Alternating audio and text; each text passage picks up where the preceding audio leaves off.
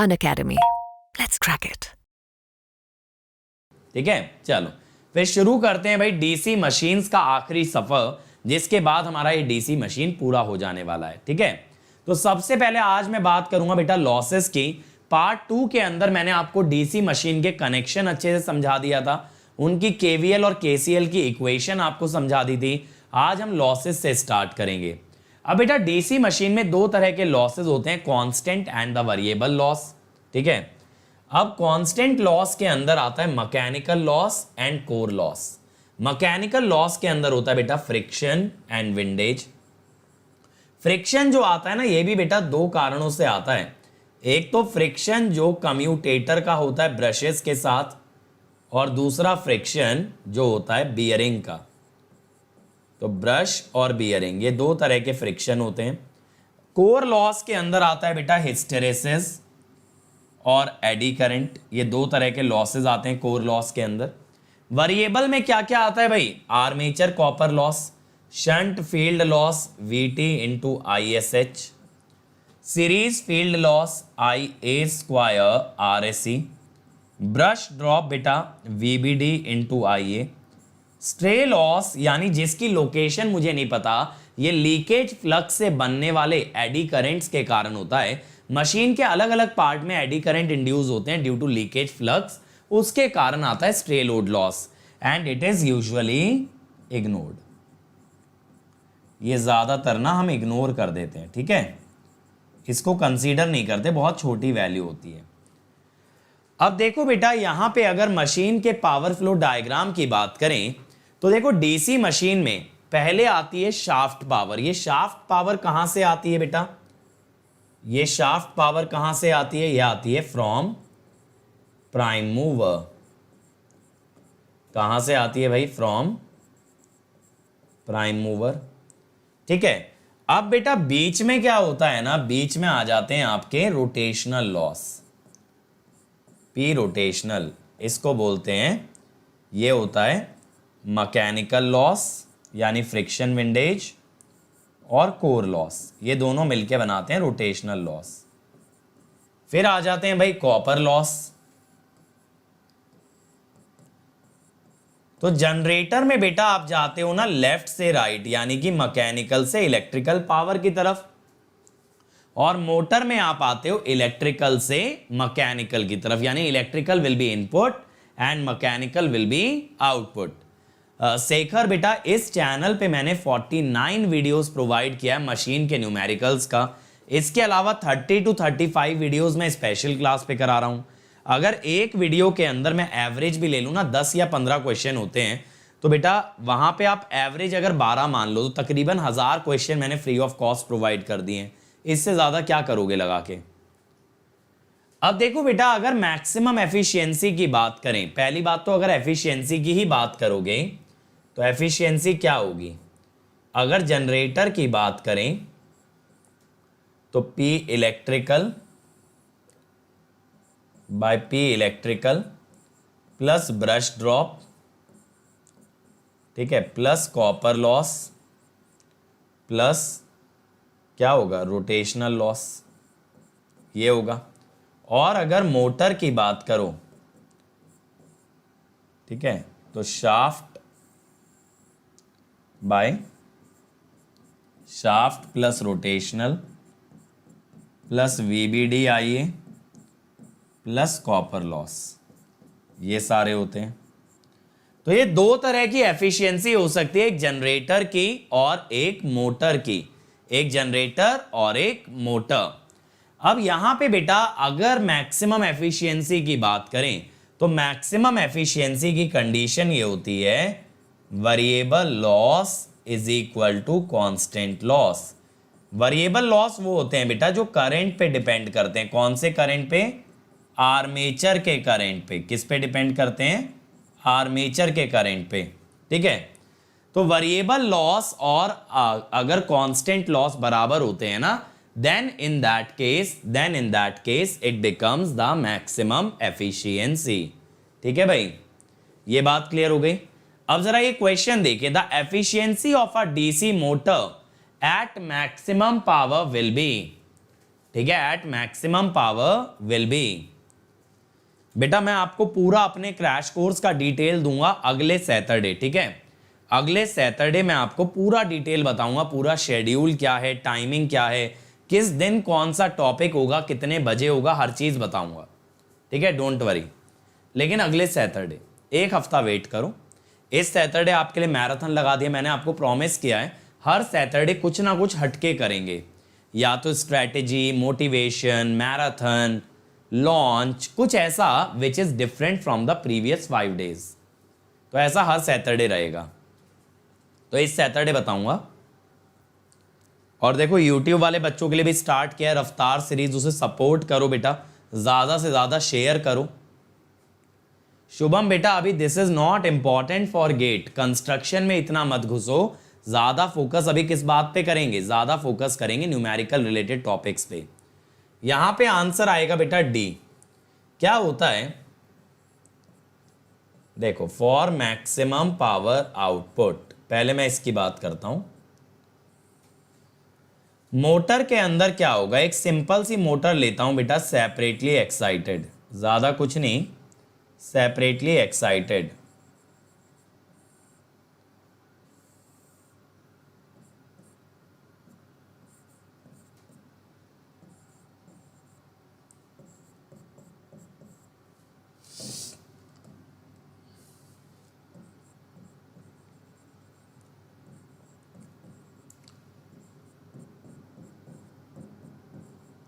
ये हुआ भाई।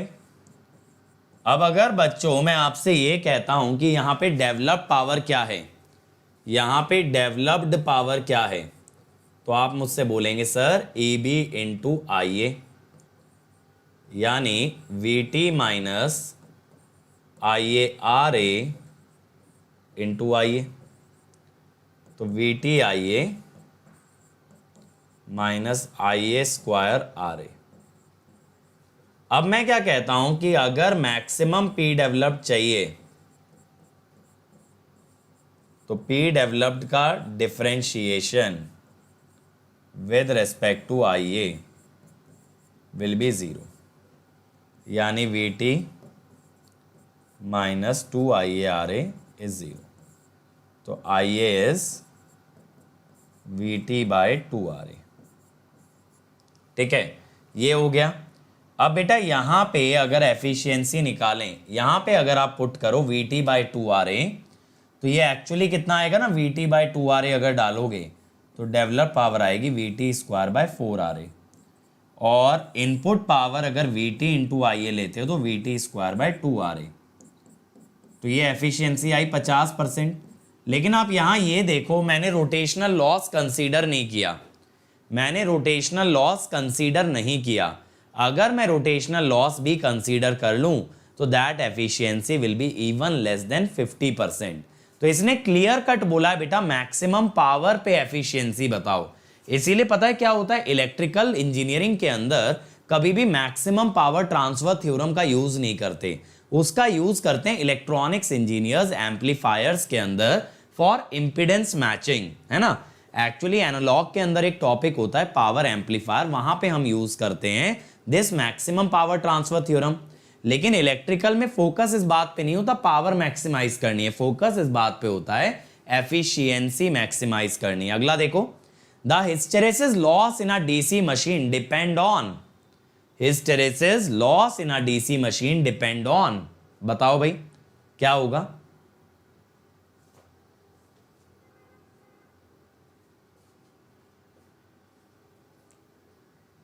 एक्चुअली लीस्ट डिपेंड ऑन बोला है, किस पे लीस्ट डिपेंड करता है, तो आंसर क्या आएगा डी। वेंटिलेटिंग एयर जो है ना ये गवर्न करती है बेटा विंडेज लॉस। एक्चुअली ये जो वेंटिलेटिंग एयर है ना, जैसे मशीन के अंदर भी वेंटिलेटर होते हैं to carry over the heat, ठीक है, तो ये जो होती है ना ये क्या करती है, it applies air friction on shaft of DC machine।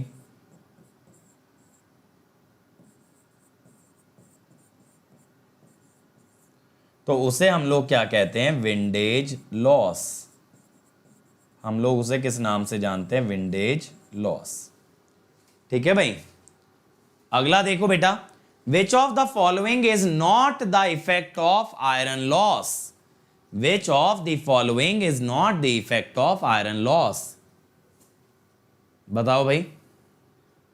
बेटा डीसी जनरेटर की एफिशिएंसी बता तो दी है मैंने संतोष, क्या दिक्कत है। देखो किसी भी मशीन में ना जब लॉसेज एंड एफिशिएंसी की बात हो तो पावर फ्लो डायग्राम आपको क्लियर रहना चाहिए कि पावर कहां से इनपुट होती है, कहां से आउटपुट होती है, मशीन के किस हिस्से में कौन सा लॉस आता है। मोहित पूछ रहे सर आपने यूपीएससी सीएससी क्यों नहीं दिया। अगेन बेटा नॉन टेक्निकल में इंटरेस्ट है नहीं तो कभी मन लगा नहीं तैयारी करने में। क्या आएगा भाई, increase in terminal voltage. Core loss की वजह से टर्मिनल वोल्टेज नहीं बढ़ सकती, ठीक है। कोर लॉस कभी भी टर्मिनल वोल्टेज को नहीं बढ़ाएगा। Which of the following loss is likely to have highest proportion at rated load of DC generator? Highest proportion का मतलब क्या है, यानी कि मैक्सिमम अमाउंट, कौन सा लॉस सबसे ज्यादा होगा बेटा एट रेटेड लोड। जल्दी से बताओ कौन सा लॉस आपको लगता है सबसे ज्यादा होगा एट रेटेड लोड। इन सभी लॉसेस के अंदर बोलो भाई, which loss will be highest? yes, armature copper loss, ये मैक्सिमम होता है, ये सभी लॉसेस से ज्यादा होता है। अब देखो इसके बाद आते हैं हम characteristic of DC generator. Sir ये क्या चीज है, कैरेक्टरिस्टिक में देखो बेटा क्या होता है, जब मार्केट में कोई इंसान जनरेटर खरीदने जाता है तो वो क्या चाहेगा ना, जनरेटर का आउटपुट जानना, यानी जनरेटर की जो आउटपुट क्वांटिटीज हैं जैसे वोल्टेज, करंट, पावर, ये क्वांटिटीज कैसे बिहेव कर रही हैं, ये कैसे वेरी हो रही हैं, और अगर वो उसकी रिक्वायरमेंट को सूट करेगा then only somebody is going to purchase a generator. तो कैरेक्टरिस्टिक का मतलब होता है looking at the variation of certain parameters inside a machine. अब सबसे पहले आता है बेटा मैग्नेटाइजेशन कर्व। हम लोग क्या कहते हैं, मैग्नेटाइजेशन कर्व के लिए जो इंड्यूस्ड ईएमएफ होता है वो क्या होता है, Km phi ओमेगा। तो ये मैं जानता हूं कि it is directly proportional to phi। Therefore जो भी कर्व आपका है, curve of phi versus IF is same as curve of EF versus IF। ठीक है, EF और IF के बीच का कर्व होगा। तो देखो ये कर्व कहां से स्टार्ट हो रहा है बेटा, ये कर्व स्टार्ट हो रहा है 0 से और ये आगे जाके सैचुरेट कर जा रहा है। ये कर्व स्टार्ट हो रहा है 0 से लेकिन लीनियर नहीं जा रहा, सैचुरेट कर जा रहा है, क्योंकि किसी भी मशीन में अगर आप MMF बढ़ाते हो, फील्ड करंट बढ़ाते हो, तो एक समय के बाद मशीन सैचुरेट कर जाती है। बेटा एक तो फर्स्ट ऑफ ऑल कोई भी टीचर क्या इनिशिएटिव लाया है और वो कब उसका सेकंड पार्ट लेगा, कब उसका थर्ड पार्ट लेगा, ये सारी क्वेरीज आप बेटर है कि उस पर्टिकुलर टीचर से पूछें रेदर देन कि मुझसे पूछें। ठीक है, क्योंकि बेटा यहाँ पे टीचर्स के पास इतना फ्रीडम है, they can plan their own sessions. ठीक है, तो जब सर ने आपके लिए कोई इनिशिएटिव प्लान किया है, सर उसको कब कंप्लीट करने वाले हैं, कब कंटिन्यू करने वाले हैं, ये बेटा सर ही बता सकते हैं, मैं नहीं बता सकता। इसीलिए अगर मेरे सेशन में आपको कोई जानकारी चाहिए, पढ़ना है तो बैठो, वरना तुरंत निकल लो। ठीक है, अगर बेटा रेसिडुअल फ्लक्स लें तो ये ग्राफ थोड़ा 0 के ऊपर से स्टार्ट होगा, यानी इसका y इंटरसेप्ट नॉन जीरो होगा, फिर ये थोड़ा ऊपर से स्टार्ट होके फिर लीनियर और फिर जाके सैचुरेट करेगा। अब ये देखो हमने दो स्पीड पे बनाया, ω2 और ω1। अगर ω2 ω1 से छोटा है तो बेटा यहाँ पे EMF भी छोटा आएगा, क्योंकि EMF स्पीड पे भी डिपेंड करता है। तो बेसिकली स्पीड के कारण शेप चेंज नहीं होती है लेकिन EMF की वैल्यू बदल जाती है। इसे मैग्नेटाइजेशन कर्व कहते हैं या नो लोड कैरेक्टरिस्टिक भी कह सकते हो। तो अब जनरेटर के अंदर कितनी तरह की कैरेक्टरिस्टिक पढ़ते हैं बेटा, no load EA versus IF, then load characteristic VT versus IF, external VT versus IL, armature characteristic IF versus IA। और देखो हर कैरेक्टरिस्टिक की कुछ ना कुछ कंडीशन है कि भाई इसको पढ़ते समय बाकी क्या कांस्टेंट रखा जाएगा। नहीं बेटा, इवन ट्रांसफॉर्मर रिक्वायर्ड नहीं है डीसी मशीन के लिए, ठीक है। रोटेटिंग मशीन वाले पार्ट को आप अलग से कवर कर सकते हो विदाउट इवन कवरिंग ट्रांसफॉर्मर। अब मेरी बात को समझना बेटा, इसमें सबसे इंपॉर्टेंट कैरेक्टरिस्टिक होती है ना मेरे बच्चे एक्सटर्नल। सर ऐसा क्यों? क्योंकि बेटा ये उन पैरामीटर्स के बारे में बात कर रही है जो पैरामीटर आपको मशीन के बाहर में मिल रहे हैं। मशीन के बाहर में क्या मिलेगा? मेनली टर्मिनल वोल्टेज और करंट, वीटी और आईएल। तो वीटी और आईएल के बीच के ग्राफ को हम क्या बोलते हैं? External characteristic. सबसे पहले बच्चों अगर मैं बात करूं सेपरेटली एक्साइटेड जनरेटर की, तो हमारे पास क्या आएगा? हमारे पास ये ग्राफ आएगा for the no load characteristic. No load characteristic में देखो बेटा, यहां पे OA है रेसिडुअल वोल्टेज, और ये होती है एयर गैप लाइन। ये एयर गैप लाइन क्या होती है बेटा? एयर गैप लाइन होती है अगर मशीन का फ्लक्स सैचुरेट नहीं करता, यानी मशीन के अंदर सिर्फ एयर होती, तो ये ग्राफ आपका लीनियरली बढ़ता। तो मैं क्या बोल रहा हूं? If machine core is replaced by air,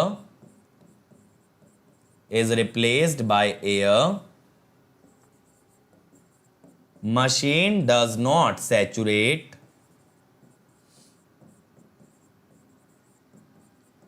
and we get linear characteristic।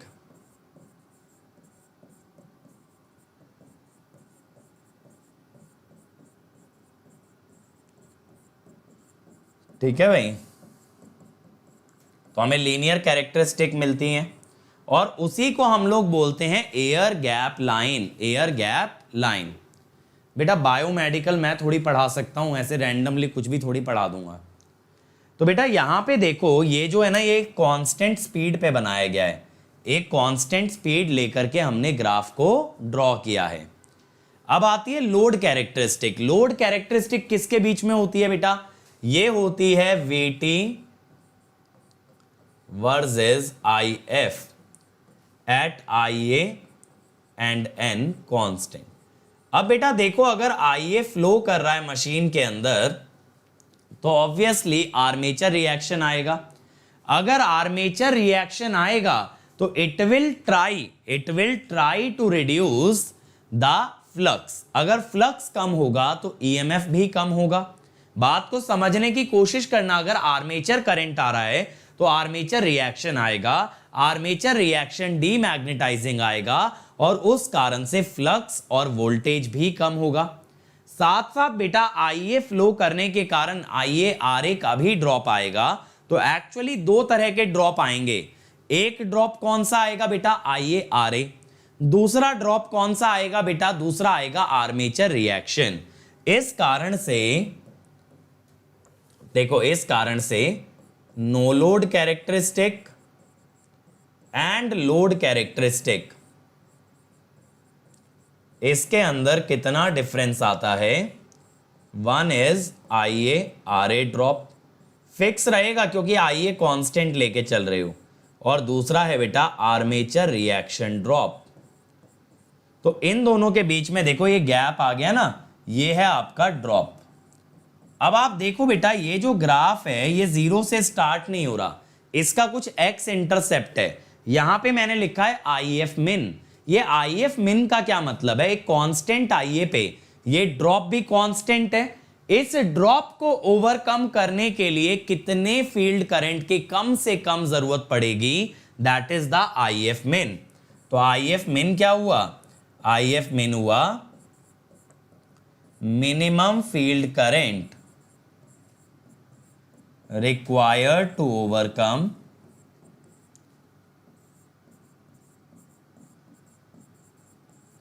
armature reaction and IaRa drop। minimum field current required to overcome armature reaction and IaRa drop। अब आती है बात एक्सटर्नल कैरेक्टरिस्टिक। एक्सटर्नल कैरेक्टरिस्टिक किसके बीच में होती है बेटा? ये होती है VT versus IL।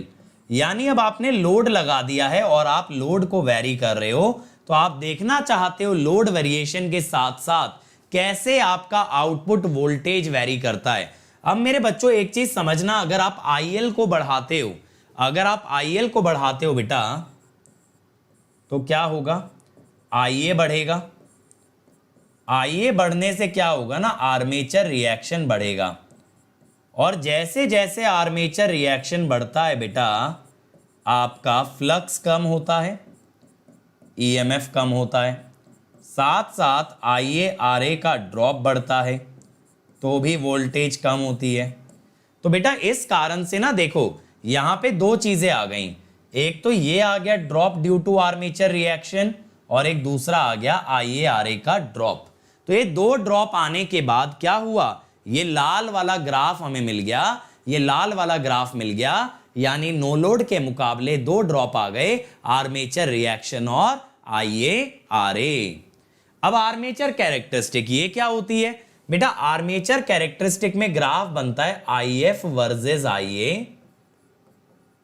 At constant speed and VT। अब यहां पे क्या होता है ना बच्चे, अगर हमें VT कांस्टेंट चाहिए होता है, फॉर कांस्टेंट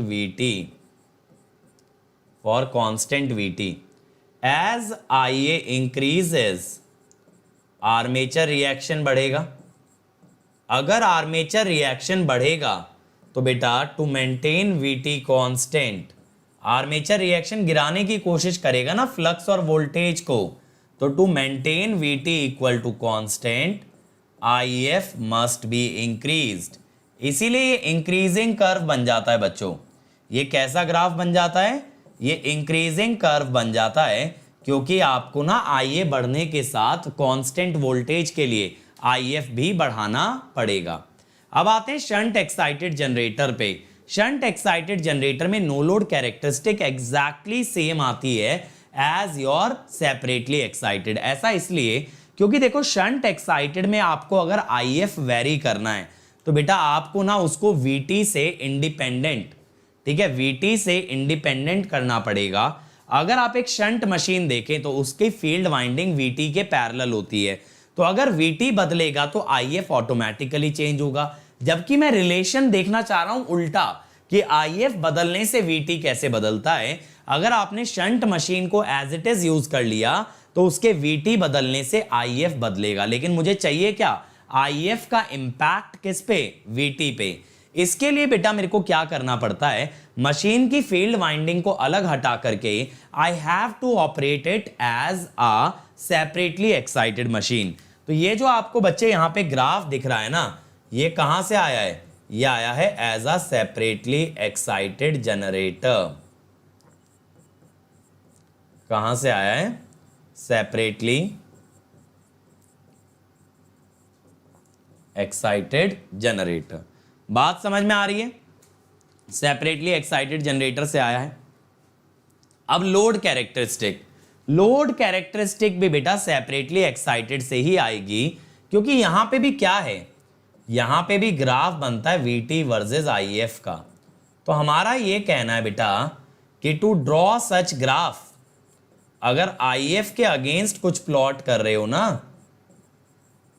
समझ रहे हो, IF के अगेंस्ट अगर कुछ प्लॉट कर रहे हो, IF must be independent variable, IF must be independent variable.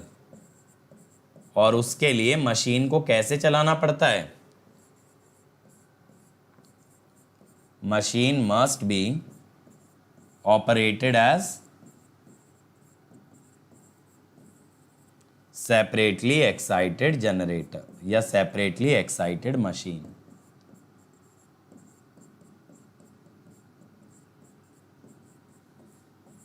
ठीक है, तो इसीलिए इस ग्राफ में भी कोई फर्क नहीं आएगा, जो आपने सेपरेटली एक्साइटेड में देखा है ना एज इट इज, वही ग्राफ आपका यहां पे आने वाला है। लेकिन हाँ भाई, अब आते हैं एक्सटर्नल कैरेक्टरिस्टिक पे। यहां पे इंटरेस्टिंग हो जाता है किस्सा थोड़ा सा। क्या होता है, हमने देखा पिछले केस में कि भाई दो ड्रॉप होते हैं, एक होता है IaRa का, एक होता है आर्मेचर रिएक्शन का। क्योंकि एक्सटर्नल कैरेक्टरिस्टिक क्या है बेटा, ये है VT versus IL at constant IF and speed. ठीक है, ये है हमारा ग्राफ। अब बेटा यहां पे अगर मैं देखूं वीटी में कौन कौन से ड्रॉप आते हैं, आपने एक तो ये देखा IARA, एक देखा आर्मेचर रिएक्शन। अब शंट मशीन के अंदर ना बेटा एक और चीज है, शंट मशीन का जो IF होता है ना वो VT के पैरेलल होता है, यानी कि जो IF आता है that is actually VT upon shunt resistance. तो जब VT में ड्रॉप आएगा ड्यू टू IARA और आर्मेचर रिएक्शन, जब VT के अंदर ड्रॉप आएगा तब बेटा एक्चुअली IF भी कम होने लगेगा। अगर IF कम होगा तो वो VT और EMF को और गिराएगा। मैं क्या बोल रहा हूं ना कि शंट मशीन अगर देखी जाए तो वहां पे IF is actually VT by RSH। तो as VT decreases IF decreases, EMF decreases and VT reduces further। तो बेटा ये भी तो एक कंपाउंड इफेक्ट हो गया ना, एक के ऊपर एक इफेक्ट जुड़ गया। तो इससे क्या हुआ, इससे ना आपका और कम हो जाएगा VT। अब बेटा क्या होता है, जैसे जैसे IL बढ़ाते जाओगे एक समय तक तो देखो VT गिरता है। अब मेरे बच्चों IL क्या है, IL है VT बाय RL। अगर VT गिराते जाओगे तो एक समय बाद IL भी गिरने लगेगा और तब ये कर्व टर्न ले जाता है। आशुतोष तो बेटा कॉम्प्रिहेंसिव कोर्स देखो ना, ये तो रिवीजन के लिए, ठीक है। और कैरेक्टरिस्टिक इतना ना तो इंपॉर्टेंट है, और दूसरी बात मैं बताऊं कैरेक्टरिस्टिक टफ भी नहीं है, ठीक है। ग्राफ बनाने में क्या टफनेस है मैं बता रहा हूं, ये कांस्टेंट जाता है EMF, उसमें 3 ड्रॉप ले रहा हूं तो उसके नीचे ले जा रहा हूं ग्राफ को। अब मैं यहां पे क्या बता रहा हूं बच्चों आपको कि ये ग्राफ मुड़ा क्यों, ये ग्राफ क्यों मुड़ा बेटा, जब आप IL बढ़ाते गए, आप IL एक्चुअली बढ़ा कैसे रहे हो, आप IL बढ़ा रहे हो RL को कम करके। जो भी लोड पे रेजिस्टेंस लगा हुआ है ना उस रेजिस्टेंस को कम करते करते आप IL को बढ़ाते जा रहे हो। लेकिन मेरे बच्चों साथ में VT भी तो गिर रहा है, तो एक समय बाद VT इतना कम हो जाएगा कि जो IL है VT बाय RL, ठीक है, मैं कह रहा हूं if VT reduces by large amount, if VT reduces by large amount, तो जो IL है VT by RL that reduces and curve turns backwards, curve उल्टा मुड़ जाता है, ठीक है बेटा, कर्व उल्टा मुड़ जाता है। तो ये चीज हमें देखने मिलती है शंट के अंदर, ये सेपरेटली एक्साइटेड में कभी नहीं मिलेगी, क्योंकि सेपरेटली एक्साइटेड में ना ऐसा कभी नहीं होगा कि VT बदलने से IF बदल जाए। सेपरेटली एक्साइटेड में IF सप्लाई करने वाला सोर्स ही अलग होता है, ठीक है भाई। अब आती है आर्मेचर कैरेक्टरिस्टिक। आर्मेचर कैरेक्टरिस्टिक क्या है, IF को कैसे वेरी करें IA के साथ। अगेन इसको सेपरेटली एक्साइटेड की तरह ही बनाया जाएगा, इसके अंदर अलग से कुछ नहीं है। अब देखो शंट मशीन के अंदर एक इंपॉर्टेंट कॉन्सेप्ट आता है जिसे हम कहते हैं वोल्टेज बिल्डअप। हम ये कहते हैं यार शंट मशीन में या शंट जनरेटर में IF के लिए जिम्मेदार है VT, और VT तब आएगा जब IF आएगा। यानी अगर IF सप्लाई करोगे उससे फ्लक्स बनेगा, EMF बनेगा, VT बनेगा, और IF होता है VT बाय RSH, यानी VT होगा तो IF आएगा।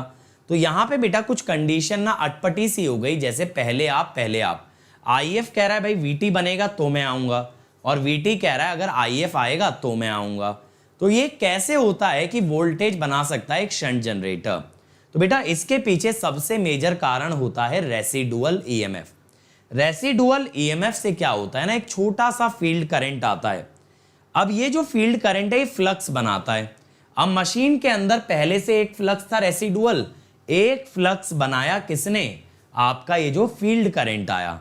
ये दोनों फ्लक्स मिलकर के नेट फ्लक्स बढ़ा। अगर नेट फ्लक्स बढ़ गया तो वोल्टेज बढ़ गई, वोल्टेज बढ़ने से फिर से करंट बढ़ा क्योंकि VT बाय RSH है। तो अगर करंट बढ़ा फिर से आपका फ्लक्स बढ़ा, उससे फिर से करंट बढ़ा, उससे फिर से फ्लक्स बढ़ा। इस टाइप से बढ़ते बढ़ते फाइनली आप एक स्टेडी स्टेट पे पहुंच जाओगे। अब यहां पे बेटा ये जो स्ट्रेट लाइन बनाई है ना, ये होती है फील्ड रेजिस्टेंस लाइन। क्या होती है? Field resistance line. इसका स्लोप होता है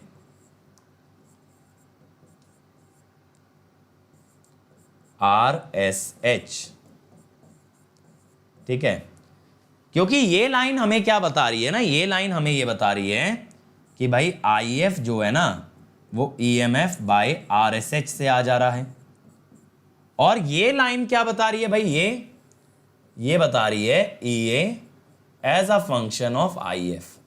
जब ये दोनों ही सेम वैल्यू देंगी, यानी एक ग्राफ जो IF से बनने वाला EA बता रहा है, दूसरा ग्राफ भी उतना ही रिलेशन बता रहा है। मतलब ऐसा समझ लो, y एक्सिस पे EMF है, x एक्सिस पे आपका IF है। जब ये दोनों ही सेम XY कोऑर्डिनेट से गुजरेंगे, यानी ये बोलेगा मान लो 2 एम्पियर करंट से 200 वोल्ट बनता है, और ये बोलेगा 200 वोल्ट से 2 एम्पियर करंट बनता है, तो दोनों सेम बात बोल रहे हैं, तब आप रुक जाओगे। बट इस सब की शुरुआत कहां से होती है? शुरुआत होती है रेसिडुअल से। वरना चिकन एग प्रॉब्लम हो गया ना कि अंडा पहले आया या मुर्गी, यानी फील्ड करंट पहले आया या फिर टर्मिनल वोल्टेज। लेकिन यहां पे सबसे पहले क्या आया? रेसिडुअल आया, जिसके बाद ये पूरा प्रोसेस स्टार्ट हुआ। अब यहां पे बेटा डिफाइन करते हैं क्रिटिकल रेजिस्टेंस। हम क्या कहते हैं? वोल्टेज बिल्डअप के लिए दोनों ग्राफ में इंटरसेक्शन होना जरूरी है। अगर ग्राफ में इंटरसेक्शन नहीं तो वोल्टेज बिल्डअप भी नहीं। अब देखो, अगर मैं फील्ड रेजिस्टेंस को बढ़ाते जाऊं, तो मेरी जो फील्ड रेजिस्टेंस लाइन है ना, उसका स्लोप बढ़ते जाएगा। फील्ड रेजिस्टेंस लाइन का स्लोप बढ़ते जाएगा, तो एक समय ऐसा आएगा कि ये ना इस ग्राफ से इंटरसेक्ट ही नहीं करेगी। ये इस ग्राफ से बेटा अगर इंटरसेक्ट नहीं करेगी, in that case there will be no voltage buildup. तो हम ये कह सकते हैं ना, no voltage buildup for RF3। RF3 के लिए कह दो, या फिर ये कह दो RF ग्रेटर देन RF2। तो ये जो RF2 होता है ना, ये क्या हो जाता है बेटा? ये हो जाता है क्रिटिकल फील्ड रेजिस्टेंस। यानी इससे ऊपर का रेजिस्टेंस अगर फील्ड वाइंडिंग में लगाया तो वोल्टेज बिल्डअप नहीं हो पाएगा। अब इसके अंदर बेटा इसकी वैल्यू कैसे आती है ना, ये आता है slope of no load characteristic. No load का जो ग्राफ आपको दे रखा है उसका स्लोप निकालोगे ना, तो वही RF आएगा। क्योंकि इस समय पे अगर RF2 देखोगे तो ये ग्राफ के टेंजेंट है। ग्राफ के टेंजेंट होने का मतलब है ये जो RF2 की वैल्यू है, it is exactly the same as the slope of the no load characteristics. Critical speed. अब बेटा यहां पे अगर आप RF को फिक्स कर दें और अगर आप स्पीड को घटाएं, तो आप बेटा एक चीज नोटिस करेंगे कि यहां पे तो देखो वोल्टेज बिल्डअप हो रहा है। ये टेंजेंट वाला केस क्रिटिकल हो गया, ये क्रिटिकल हो गया जहां पे टेंजेंसी है, और यहां पे कोई वोल्टेज बिल्डअप नहीं हुआ। तो बेटा यहां पे मैं क्या कहता हूं ना, फॉर अगर आप ओमेगा नीचे ले गए ना ω2 से, तो कोई वोल्टेज बिल्डअप नहीं होगा। No voltage buildup occurs. अब ये कैसे निकालते हैं? इसको बेटा ऐसे निकालते हैं, RF अपॉन, ऐसे निकाल सकते हो, RF CR is omega by omega CR। ऐसे ये दोनों जो है ना प्रोपोर्शनल होते हैं। अगर आपको क्रिटिकल रेजिस्टेंस निकालना आता है तो आप क्रिटिकल स्पीड भी निकाल सकते हैं। ठीक है, ये बात क्लियर हो गई। अब बेटा इसके बाद सीरीज एक्साइटेड जनरेटर। अच्छा, इसके अंदर ना एक चीज और आती है। इसके अंदर एक बढ़िया क्वेश्चन बनता है जिसे हम कहते हैं फेलियर ऑफ वोल्टेज बिल्डअप। यहां पे अच्छा क्वेश्चन क्या बनता है भाई? Failure of voltage buildup. ठीक है, अब फेलियर ऑफ वोल्टेज बिल्डअप के पीछे कारण क्या होते हैं? पहला कारण होता है नो रेसिडुअल फ्लक्स। अगर रेसिडुअल नहीं होगा तो सारा काम चालू ही नहीं होगा। दूसरा कारण होता है RF greater than RF critical, तीसरा होता है N less than N critical, चौथा होता है wrong connection of field winding. ये क्या है सर? बेटा अगर फील्ड वाइंडिंग से बनने वाला फ्लक्स रेसिडुअल में ऐड होने की जगह सब्ट्रैक्ट हो गया तब तो दिक्कत हो जाएगी। अभी आपने ये बोला ना, जब फील्ड वाइंडिंग फ्लक्स बनाएगी तो वो रेसिडुअल में ऐड होके फ्लक्स को बढ़ाएगा और फ्लक्स बढ़ने से वोल्टेज बढ़ेगी और इसी को वोल्टेज बिल्डअप कहते हैं। लेकिन ये क्या गारंटी है कि जो मैग्नेटिक फील्ड की डायरेक्शन फील्ड करंट के कारण आएगी वो सेम डायरेक्शन में होगी रेसिडुअल के? हो सकता है मैग्नेटिक फील्ड की डायरेक्शन रेसिडुअल से अपोजिट हो, जिस कारण से फ्लक्स कैंसिल हो जाए। अब आते हैं सीरीज एक्साइटेड जनरेटर। बेटा यहां पे भी नो लोड कैरेक्टरिस्टिक और लोड कैरेक्टरिस्टिक, इसके लिए IF को एक इंडिपेंडेंट वेरिएबल बनाना पड़ेगा और IF को इंडिपेंडेंट वेरिएबल बनाने का मतलब मशीन को सेपरेटली एक्साइटेड जनरेटर की तरह चलाना है। यानी उसकी फील्ड वाइंडिंग को डिस्कनेक्ट करिए, उसको अलग से एक्साइट कीजिए and then you can plot the no load characteristic और द लोड कैरेक्टरिस्टिक। तो ये दोनों सेपरेटली एक्साइटेड की तरह बनेंगे। अगर एक्सटर्नल की बात करें बेटा, अब यहां पे आप नोटिस कीजिएगा बच्चों, क्या होता है ना, ये होती है VT वर्सेस IL, ठीक है, और ये कांस्टेंट स्पीड पे बनेगी। अब आप ये नहीं कह सकते IF कांस्टेंट ना, क्योंकि सीरीज मशीन के अंदर बेटा आर्मेचर करंट, लोड करंट और फील्ड करंट तीनों बराबर होते हैं। अगर सीरीज मशीन है तो यहां IF equal to IA equal to IL है। तो बेटा देखो यहां पे क्या होता है ना कि जैसे जैसे IL आपका बढ़ता है वैसे वैसे IF आपका बढ़ता है। इससे बच्चों आपका फ्लक्स बढ़ता है, फ्लक्स बढ़ने से EMF बढ़ता है, EMF बढ़ने से VT भी बढ़ता है, ठीक है। तो ऐसा होता है। तो ये देखो ये नो लोड कैरेक्टरिस्टिक है, ये नो लोड कैरेक्टरिस्टिक है, ठीक है। अब यहां पे बेटा ये जो बीच में ड्रॉप आ गया ना, ये आ गया drop due to armature reaction, drop due to armature reaction. और यहां पे ये जो ड्रॉप आ गया ये आपका आ गया IA into RA plus RSC। तो ये जो आर्मेचर रिएक्शन ड्रॉप करके आप ग्राफ बनाते हो ना, उसे कहते हैं इंटरनल कैरेक्टरिस्टिक। क्या कहते हैं भाई? Internal characteristic. तो ये जो आपने ड्रॉप सब्ट्रैक्ट करके ग्राफ बनाया दैट इज इंटरनल, ठीक है जी। अब सत्यम जी कह रहे हैं ECE पे कोई भी चैनल ध्यान नहीं दे रहा। बेटा अगर इलेक्ट्रिकल पे देखो तो इलेक्ट्रिकल पे कौन ध्यान दे रहा है मेरे अलावा? बताओ, एक छोटी सी बात होता ना, इलेक्ट्रिकल पे कौन ध्यान दे रहा है? मैं ही तो कर रहा हूं। तुम मेरे ही सेशन में घुस आते हो, फिर कहते हो ECE के लिए कुछ नहीं हो रहा। अगर ध्यान से सोचो तो एक अंकित गोयल अगर इलेक्ट्रिकल को पढ़ा रहा है, एक अंकित गोयल इसी चैनल पे ECE को भी पढ़ा रहा है, तुम वहां जाओगे नहीं, है ना? फिर बोलोगे ECE वालों के लिए कुछ किया नहीं जाता। ऐसा क्यों भाई? अभी एक चीज सोचो, 5 सब्जेक्ट का क्रैश कोर्स चल रहा है, वो इलेक्ट्रिकल ECE का कॉमन है, तो यानी ECE को 5 सब्जेक्ट का रिवीजन मिल रहा है, एक सब्जेक्ट का कॉम्प्रिहेंसिव मिल रहा है, एक सब्जेक्ट का कॉम्प्रिहेंसिव पूरा हो चुका है, कोर सब्जेक्ट का EMFT हो चुका है, EDC का कॉम्प्रिहेंसिव चल रहा है, ठीक है। बाकी मैंने नीरज सर से बात किया था, वो अभी तो नहीं स्टार्ट कर पाएंगे, मे बी नवंबर में स्टार्ट करें कॉम, लेकिन अभी उनके पास बैंडविड्थ नहीं है, तो हो सकता है तुम लोगों का कॉम भी हो जाए। तो भाई और क्या चाहिए, क्या करके मानोगे बताओ भाई सत्यम? ECE पे अलग से कैसे फोकस करें? छाती पे लिखवा लें क्या ECE? बताओ। गजब है, जो मिलता है उसको तुम अटेंड करते नहीं हो, फिर जो मिलता नहीं है वो कहते हो मिलता ही नहीं है। बेटा टॉर्क स्पीड मोटर में आती है Nadir, it is not in generator. अभी मोटर पे आएंगे। अब देखो बेटा अगर सभी कैरेक्टरिस्टिक का कंपेयर करें तो कंपैरिजन में बेटा एक चीज ध्यान रखिएगा, जब कंपाउंड मशीन आती है तो कंपाउंड के अंदर क्या होता है ना, जो हमारी क्यूमुलेटिव कंपाउंड होती है,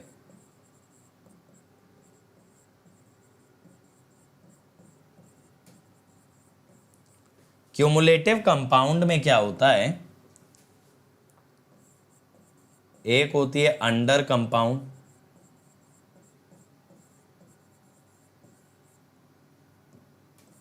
यहां पे ना फुल लोड वोल्टेज थोड़ी सी लेस होती है नो लोड से। एक होती है लेवल कंपाउंड,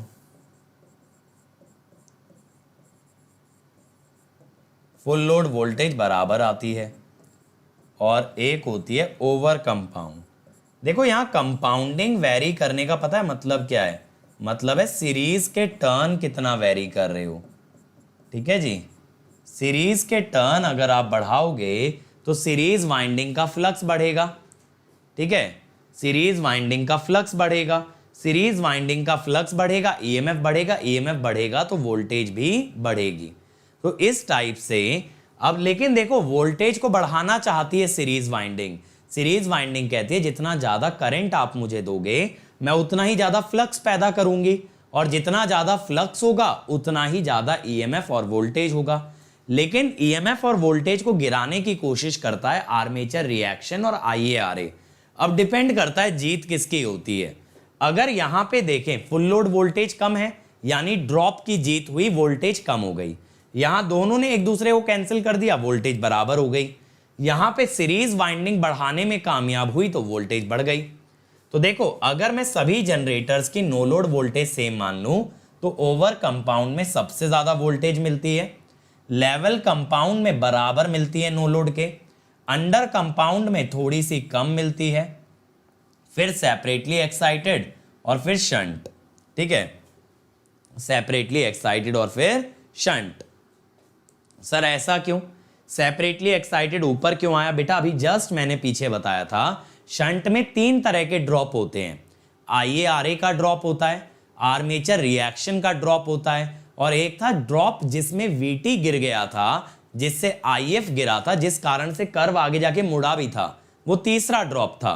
तो इसका मतलब ये है शंट में ड्रॉप ज्यादा होते हैं सेपरेटली एक्साइटेड से।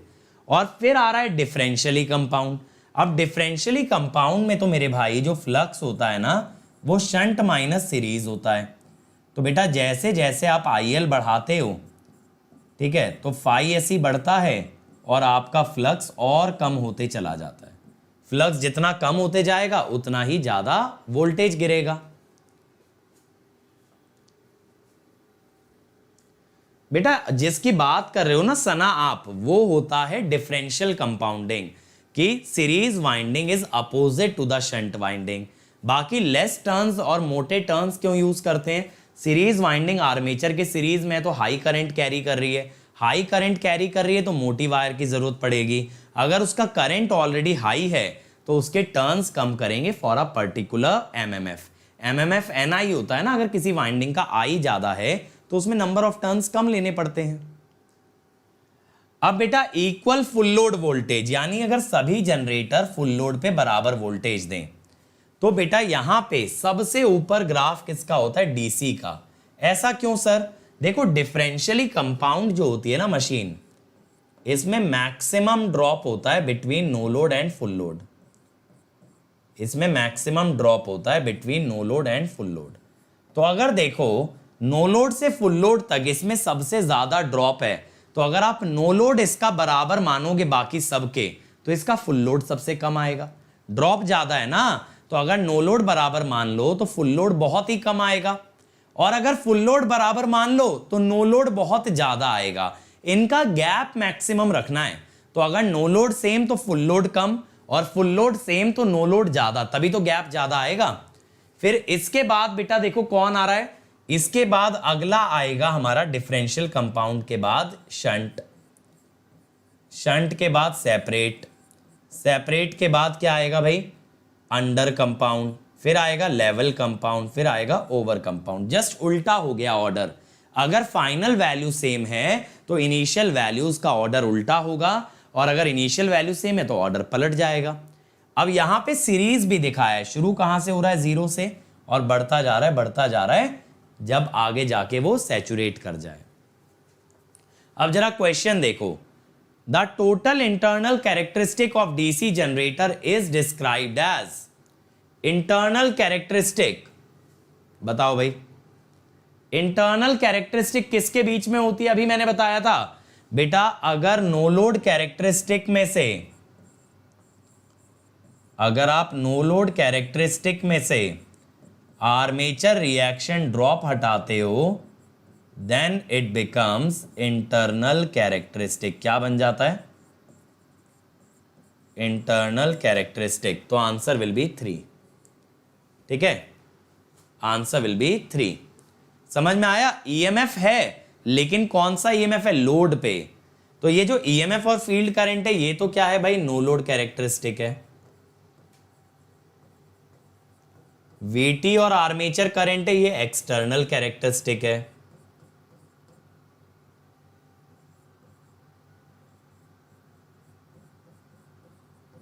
ये वाली इंटरनल है। इंटरनल का मतलब है जब आप ईएमएफ में से आर्मेचर रिएक्शन वाला ड्रॉप हटाते हैं। वीटी एंड फील्ड करंट ये लोड कैरेक्टरिस्टिक है। ठीक है, इसीलिए आंसर विल बी सी। चलो अगला देखो भाई, यहां पे मुझे नहीं लगता तुम्हें ग्राफ नजर आ रहे होंगे, मैं ग्राफ रीड्रॉ कर देता हूं।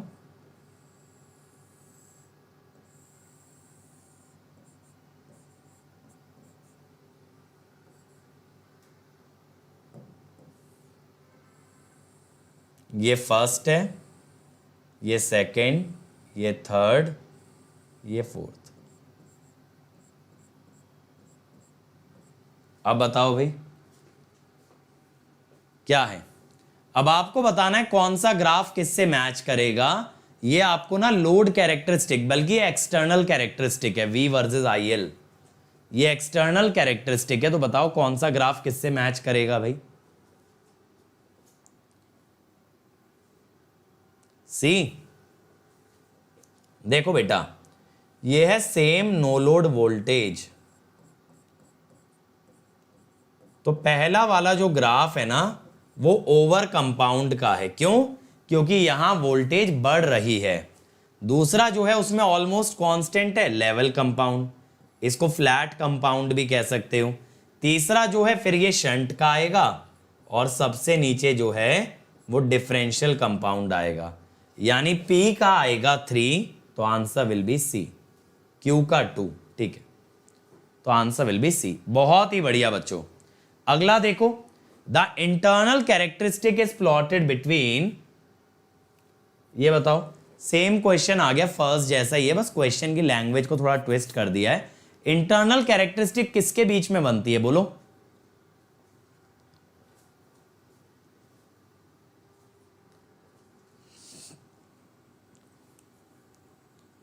जल्दी से बता दो इसको। Internal characteristic is plotted between, बिल्कुल फील्ड करंट नहीं बेटा, armature current end voltage generated after armature reaction. Field current के अगेंस्ट नहीं, ए आर्मेचर करंट के अगेंस्ट बनती है। जैसे एक्सटर्नल होती है वीटी वर्सेस आईएल, ऐसे ये होती है ईएमएफ वर्सेस आईएल, लेकिन ईएमएफ आफ्टर आर्मेचर रिएक्शन। अगला देखो, which of the following generator will be preferred if they are required to be run in parallel? ये चलो मैं आगे बताऊंगा, इसका आंसर है shunt generator. Shunt generator parallelly operate किए जाते हैं। अगला देखो, इसमें तो तुम्हें ग्राफ नजर आ रहा है बट ये हो चुका है। चलो, कैरेक्टरिस्टिक ऑफ डीसी मोटर भाई, कैरेक्टरिस्टिक ऑफ डीसी मोटर। अब डीसी मोटर में 3 कैरेक्टरिस्टिक की बात होती है। देखो, मोटर का आउटपुट मैकेनिकल है, तो इसमें आप बात करोगे स्पीड और टॉर्क के बारे में। स्पीड वर्सेस आईए, टॉर्क वर्सेस आईए, और स्पीड वर्सेस टॉर्क। सबसे पहले अगर बात करें भाई शंट मोटर की, इसकी characteristic same as separately excited होती है, इसलिए दोनों को अलग से नहीं पढ़ रहे। ठीक है, दोनों को ना अलग से नहीं पढ़ रहे हैं, एक की बना लो, दोनों की बन जाएंगी। अब यहां सबसे पहले अगर बात करें ओमेगा वर्सेस आईए, तो देखो आईएफ तो आपको पता है ना, वीटी बाय आरएसएच, ये फिक्स है, ये कांस्टेंट हो गया है ना, क्योंकि motor is being operated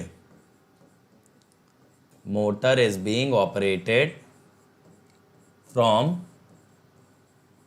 constant terminal voltage. इसीलिए तो मैंने बोला बेटा इसका भी आईएफ कांस्टेंट है और सेपरेटली एक्साइटेड का तो कांस्टेंट होता ही है। तो जब दोनों का ही आईएफ कांस्टेंट है तो ग्राफ तो एक जैसा ही आएगा। अब यहां पे ईएमएफ होता है km phi ओमेगा m। तो अगर मुझे स्पीड चाहिए तो मैंने क्या किया ना, मैंने vt माइनस IA लिख लिया ईएमएफ को बाय km phi। यानी अब बेटा अगर IA बढ़ेगा तो स्पीड आपकी कम होगी, ठीक है। तो IA बढ़ने से स्पीड कम होती है, लेकिन बेटा IA बढ़ने के साथ साथ एक चीज और भी तो सोचो, IA बढ़ने के साथ आर्मेचर रिएक्शन बढ़ेगा, correct. As IA increases armature reaction increases, तो जो मेरा फ्लक्स है फ्लक्स कम होगा। अब फ्लक्स जो है ना स्पीड में नीचे आता है, डिनोमिनेटर में आता है, तो ओमेगा m बढ़ेगा, ठीक है बेटा। ये सब ECE के लिए रिक्वायर्ड है, इलेक्ट्रिकल में नहीं चाहिए। फेज डिले, ग्रुप डिले, ये सब चीजें।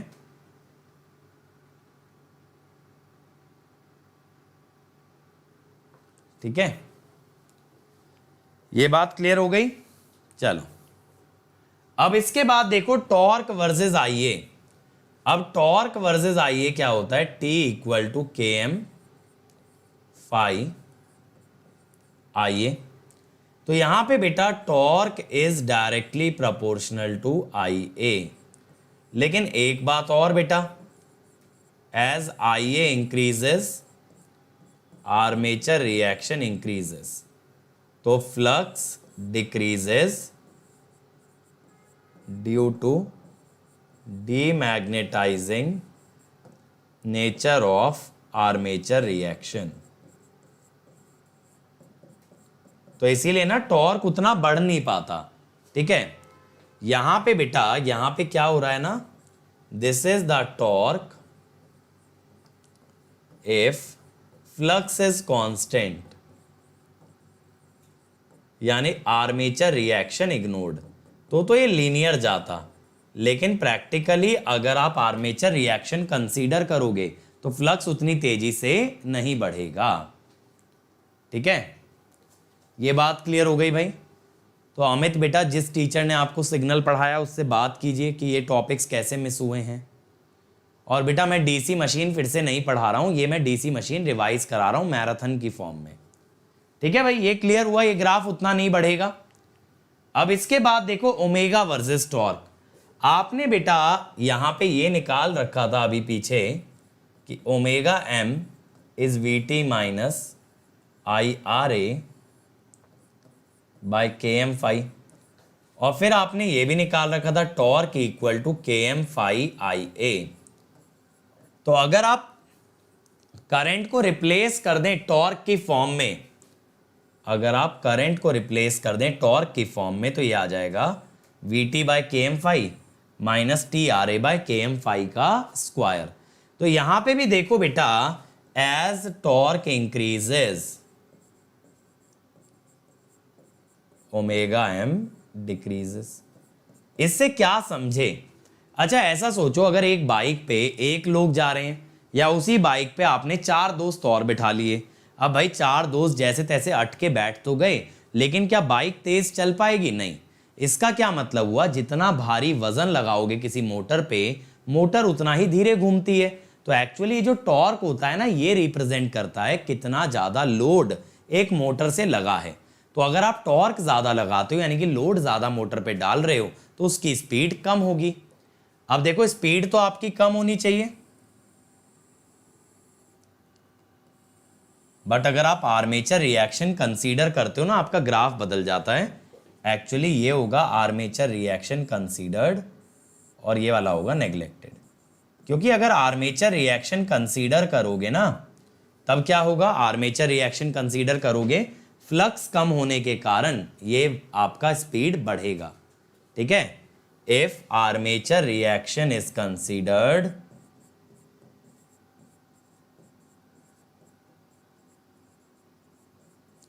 Flux reduces, speed increases. तो यानी स्पीड उतना नहीं गिरेगी जितना बिना आर्मेचर रिएक्शन के गिर जाती। अब आते हैं सीरीज मोटर पे भाई। सीरीज मोटर में अगर ओमेगा वर्सेस IA देखो, तो VT minus IARA by km phi। अब अगर IA की वैल्यू छोटी है, तो सीरीज मोटर की खासियत ये होती है कि इसका फ्लक्स IA के प्रोपोर्शनल आता है। तो सी आई ए रख दिया। अब सी आई ए रख दिया तो बेटा यहां पे के एम फाई में फाई की जगह सी आई ए रख दो, तो ये हाइपरबॉलिक रिलेशन बन गया, ये आई ए के इनवर्सली प्रोपोर्शनल आ गया। अब अगर हाई आई ए होगा, करंट बहुत ज्यादा हाई हो गया, फ्लक्स हमेशा बढ़ता नहीं रह सकता, तो फ्लक्स सैचुरेट कर जाएगा। क्या हो जाएगा? Flux will saturate. तब आपका लीनियर डिक्रीज बनेगा, जैसे शंट में बन रहा था ना वैसा ही। तो देखो शुरुआत में बेटा हाइपरबोला होता है, लेकिन यहां से ना हाई करंट पे ये वाला जो पार्ट आ रहा है, दिस इज लीनियर। ये कैसा हो जाता है? लीनियर। अब पता है इसीलिए बोलते हैं कि series motor should not be run, series motor should not be run at no load, क्योंकि ऐसी सिचुएशन में ना बेटा आई ए की वैल्यू बहुत लो हो जाएगी and speed will be very very high. तो मोटर जो है ना बहुत एक्सट्रीमली हाई स्पीड पे चल सकती है, ठीक है, एक्सट्रीमली हाई स्पीड पे चलेगी, इसीलिए कभी भी सीरीज मोटर को नो लोड पे ना चलाना।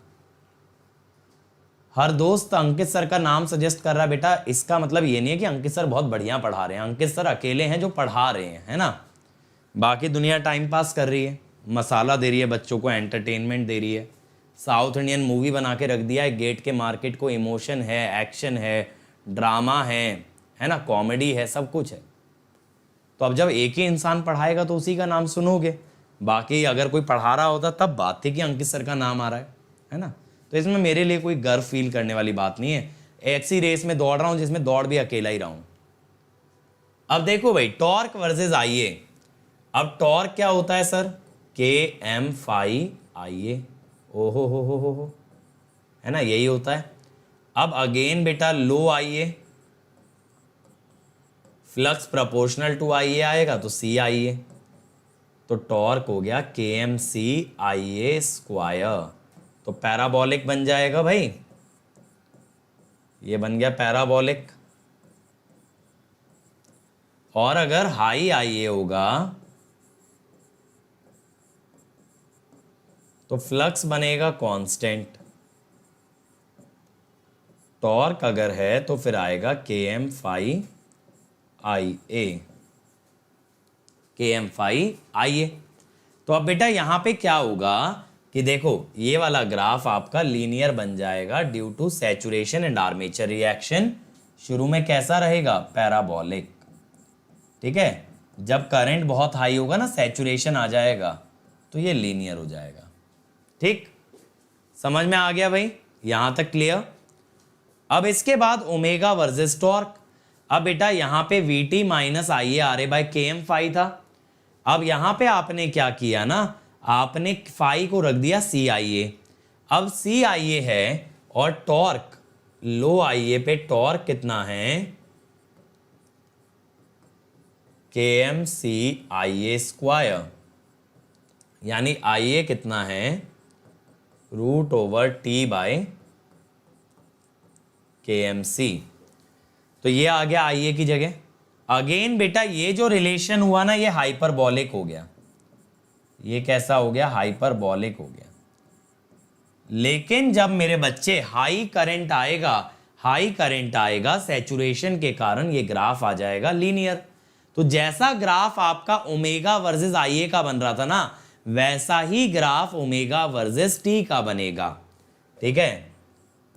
Graph of omega M versus T has similar nature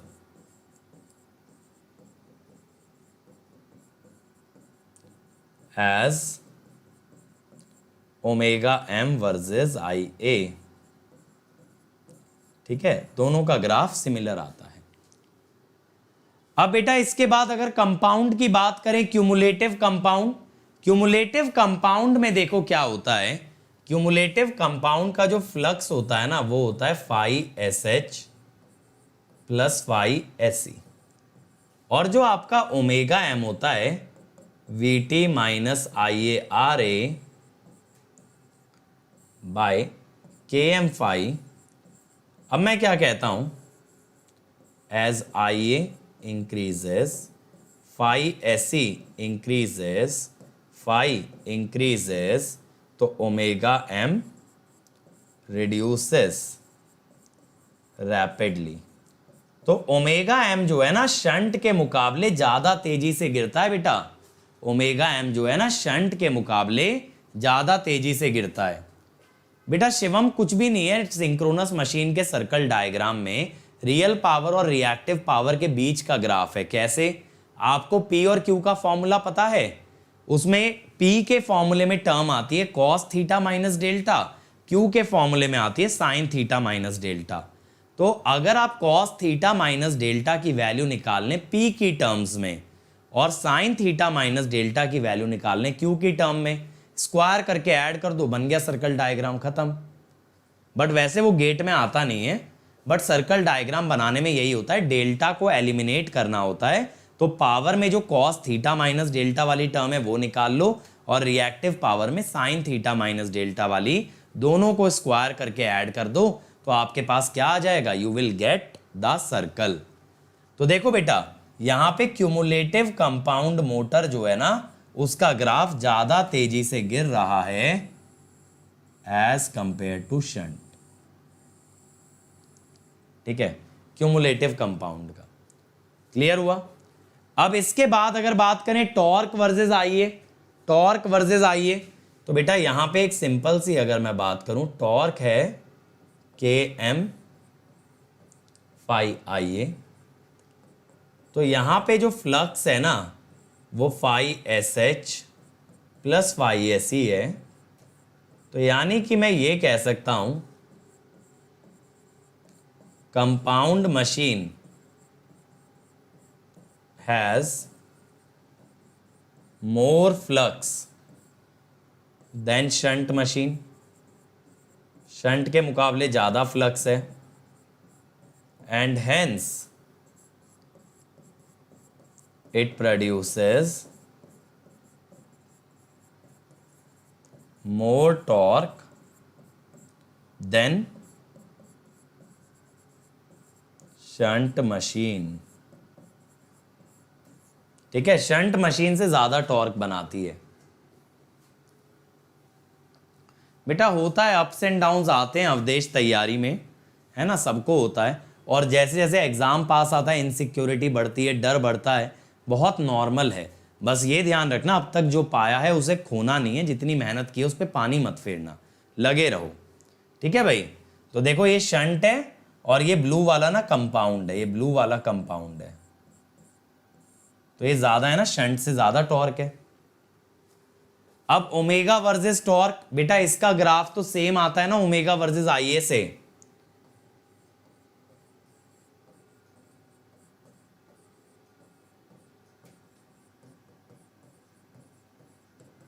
जिसने देखो ओमेगा वर्सेस आईए बना लिया ना, ओमेगा वर्सेस टॉर्क वैसा ही आता है, कुछ फर्क नहीं आता। अब आती है डिफरेंशियली कंपाउंड मोटर। भाई अगर डिफरेंशियली कंपाउंड की बात करें तो यहां पे बच्चों फ्लक्स क्या होता है, यहां पे फ्लक्स होता है phi S H minus phi S E. तो मैं कहता हूं कि जैसे जैसे आईए बढ़ता है फाई एस ई इंक्रीज होता है तो फ्लक्स डिक्रीज होता है। अब जो स्पीड होती है ना वो होती है V T minus I A R A by K M phi. अब बेटा जब करंट बहुत हाई हो जाता है at large I A, phi is very low, phi is very low, तो speed is dangerously high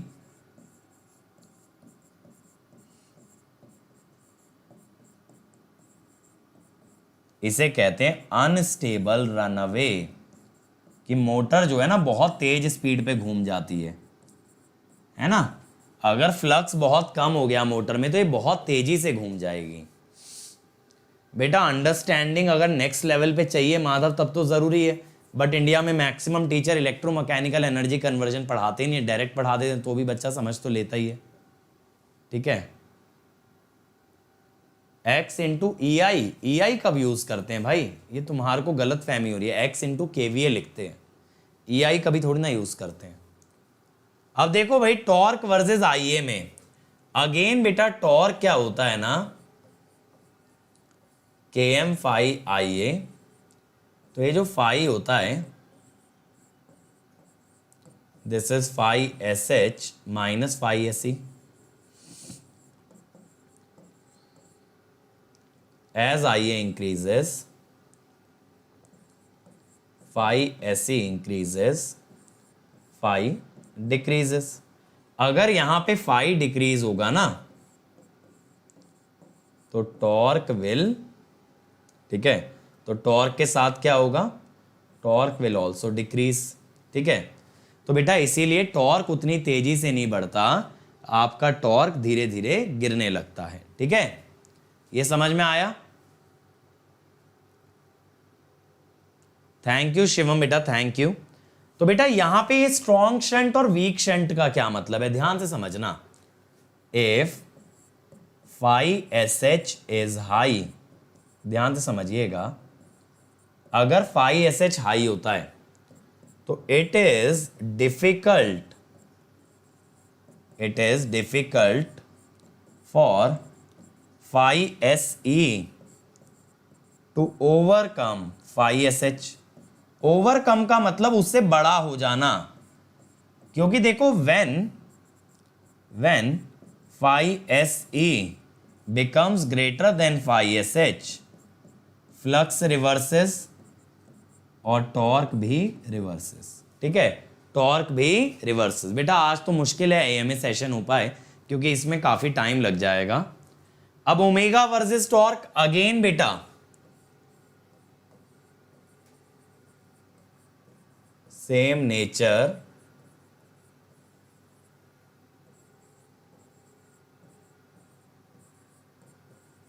as omega M versus I, ठीक है। तो same nature as omega M versus I, आप इसको क्या कह दोगे, अनस्टेबल रनअवे।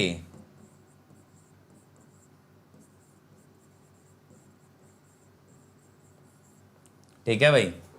अब जरा एक क्वेश्चन देखो बच्चों, जल्दी से देखो, विच of the three characteristic shown in the given graph represent which represent following motor.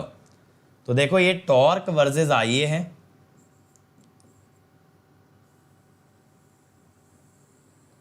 ऐसे दिखा रखा है, ये स्पीड वर्सेस आईए है, और ये स्पीड वर्सेस टॉर्क है।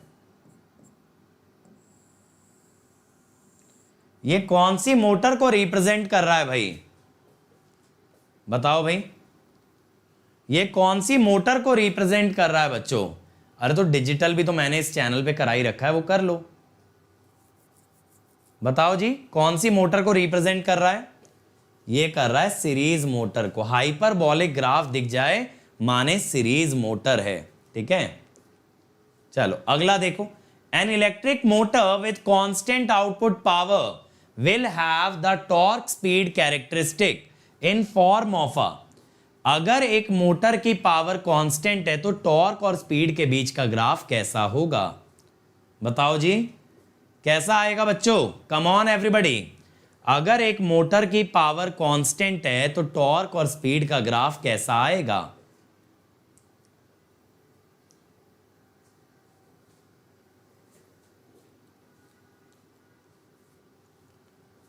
देखो अगर पावर कांस्टेंट हुई तो torque into omega is constant, omega inversely proportional to torque, क्या हो गया, हाइपरबोला। और वो भी कौन सा हाइपरबोला होता है, ये होता है रेक्टेंगुलर हाइपरबोला, है ना, ये होता है रेक्टेंगुलर हाइपरबोला। इसे बोलते हैं constant power drive technical terms में, ठीक है। Which of the following statements are correct for DC shunt motor? Speed of a motor is sufficiently constant, for the same current input its starting torque is not as high as a series motor. The motor can be directly coupled to a fan, such as a fan whose torque increases with speed. बताओ भाई, जल्दी से बताओ ये वाला shunt motor के बारे में कौन सी स्टेटमेंट सही है?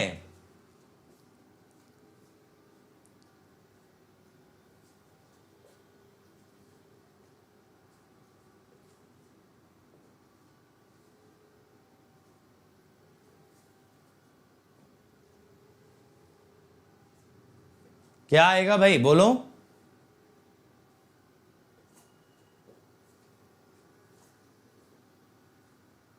1, 2 एंड 3। देखो, हमेशा ये ध्यान रखना, speed regulation of shunt motor is minimum. ठीक है, तो इसकी ना ये कैरेक्टरिस्टिक बहुत ही अच्छी होती है, कैरेक्टरिस्टिक आर सुपर। और इसको टक्कर कौन देता है ना, इंडक्शन मोटर। तो ये वाला पॉइंट तो सही है। अब ये जो बात है ना, देखो स्टार्टिंग करंट जो होता है बेटा, वो होता है VT/RA, क्योंकि ओमेगा 0 होता है स्टार्टिंग में, EMF 0 होता है। तो ये जो स्टार्टिंग करंट होता है ये बहुत ही हाई होता है, ये मोटर के लिए काफ़ी खतरनाक साबित हो सकता है, इतना हाई स्टार्टिंग करंट होता है। अब सीरीज मोटर अगर है तो उसका टॉर्क प्रोपोर्शनल टू IA² आएगा भाई, और शंट है अगर तो टॉर्क प्रोपोर्शनल टू IA आएगा। इसीलिए शंट का टॉर्क सीरीज जितना हाई नहीं होता। Motor can be directly coupled, सही बात है, एक फैन से जोड़ सकते हो शंट मोटर को। और अक्सर ऐसे क्वेश्चन आते हैं जहाँ पे कि हम मोटर को ना एक फैन से जोड़ देते हैं, तो कर सकते हो डायरेक्टली कपल्ड, बट यहाँ पे क्या होगा ना, मोटर एक पर्टिकुलर स्पीड पे रन करेगी। क्या होगा देखो, मैं आपको बताता हूँ।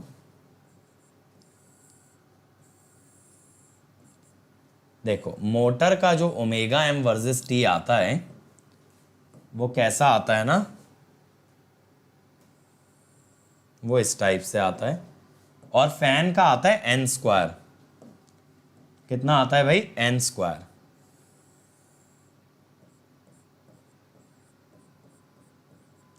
तो ये वाला ऑपरेटिंग पॉइंट बनता है। समझ गए ऑपरेटिंग पॉइंट कैसे निकलता है?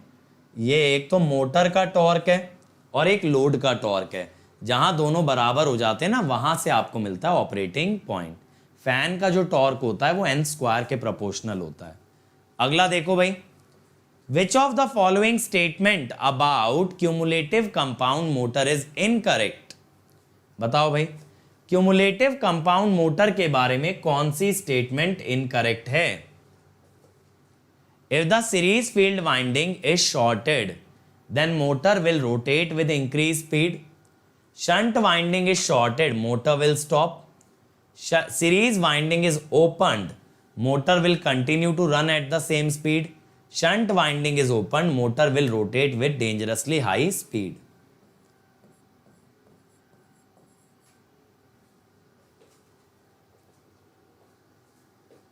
बताओ भाई, कौन सी स्टेटमेंट इसमें सही है? हेलो पिंटू, चलो भाई जल्दी से बोलो, कौन सी स्टेटमेंट इसमें सही आने वाली है बेटा? फटाफट से बता दो। सॉरी, इनकरेक्ट बतानी है ना। देखो, ये वाली स्टेटमेंट सही है। क्या होता है क्यूमुलेटिव कंपाउंड में? फाई होता है, फाई SH प्लस फाई SE। तो इफ फाई SH और फाई SE इज मेड 0, तो ओमेगा जो है, जो कि इनवर्सली प्रोपोर्शनल टू फ्लक्स है, तो omega becomes very very high. तो ये तो सही है, ऐसे डी भी सही है। अब ये कह रहा है अगर शंट वाइंडिंग शॉर्ट कर दे तो मोटर स्टॉप हो जाएगी, ये बात गलत है। ठीक है, नहीं एक्चुअली ये गलत है।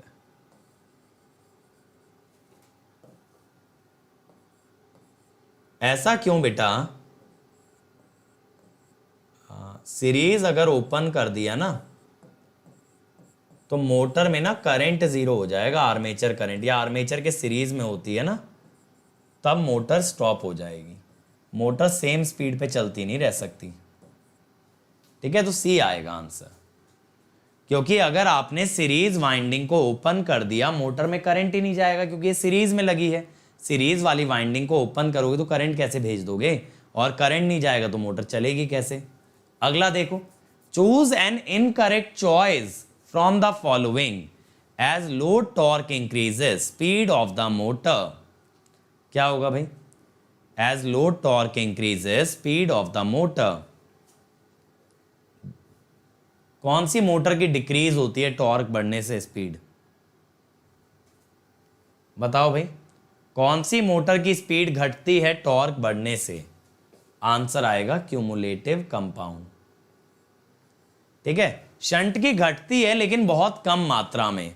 शंट की स्पीड घटती है लेकिन बहुत कम मात्रा में। डिफरेंशियल कंपाउंड में तो क्या होता है? अनस्टेबल रनअवे, यहां तो बल्कि बढ़ने लगती है।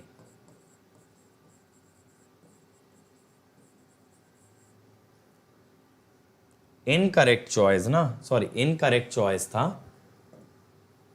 तो डी आएगा। बाकी सभी में घटती है ना, डी आएगा। इनकरेक्ट पूछा है, मैं करेक्ट देख रहा था, इनकरेक्ट पूछा है बेटा, तो डिफरेंशियल कंपाउंड में बढ़ने लगती है।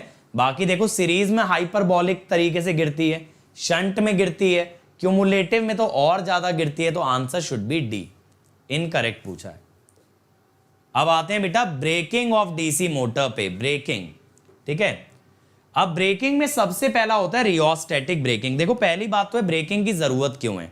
अगर मोटर की स्पीड घटानी है, हटाने को तो आप सप्लाई हटा दो, मोटर अपने आप थोड़ी देर बाद तो रुकी जाएगी।